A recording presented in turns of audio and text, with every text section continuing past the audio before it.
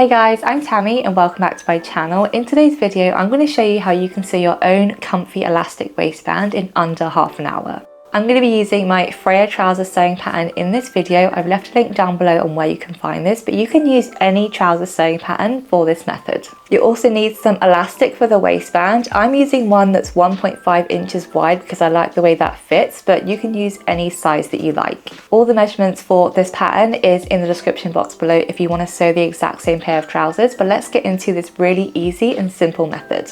So this is the elastic that I'm using for this video. As you can see, it's nice and stretchy. The first step is to cut out your elastic and then overlap the ends to join a circle. I'm going to overlap mine by about ½ inch, so I'm just going to do that and place that on top.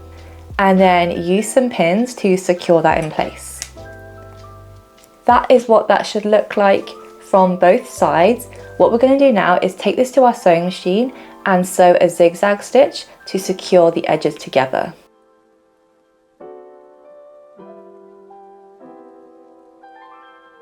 So this is what the seam looks like now that I've zigzag stitched it from the front and the back. And as you can see, if I pull it, it's nice and secure, and that's exactly what we want. Now what we're going to do is just mark the 4/4 so it's easier to align this to the trouser waist. I'm going to fold this in half like this. So the seam is on one end, and on the other end, I'm going to make a mark.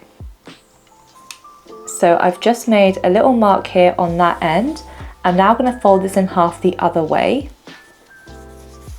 So if I align that mark with that seam, then I'm going to make a mark on these 2/4. These markings will just make it so much easier when we're aligning the elastic to the waist. Now for this video, I said I'm using my Freya trouser sewing pattern. It's a really nice, easy flare trouser pattern. And you basically want to use any trouser pattern or use the one that I've shown. And you basically want to make sure that you've sewn the side seams of the trouser and you've also sewn the inner leg seam. So everything's attached and we're going to work with the waist. Now, making sure the wrong side of the trouser is facing out, I'm going to have the back trouser in front of me and I'm going to align this waist seam that we sewed on the elastic to the back waist. Then finding the other notch that was next to this seam, I'm going to align that with the side seam of the trouser. And again, I'm going to align the other notch with the other side seam of the trouser. And then if I turn it round, I'm going to align the last notch with the front section of the trouser. Now what we're going to do is stretch the elastic slightly to fit the trouser waist and put that through the sewing machine or use an overlocker really close to the edge. Again, all the measurements for this trouser is linked down below in the pattern. This trouser specifically has a really nice flat waistband look, so you won't really have to do much stretching of the elastic.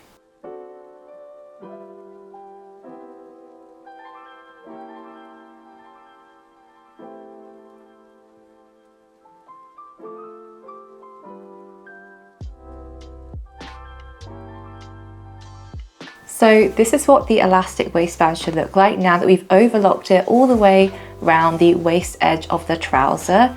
As you can see, I've used an overlocker, but you can use a zigzag stitch really close to the edge. If you stretch them, they should be nice and secure, as you can see. What we're going to do now is fold the entire top edge over on itself. So if I just fold this over like that, you can see that the elastic is now facing the inside of the trouser. So it's not visible from the right side, and from the wrong side, it's hidden underneath the waistband. To keep the elastic facing down when we're wearing it, what we're going to do is do a process called stitching in the ditch. So at the 4 corners, we're going to basically pin down the elastic waistband to the trouser.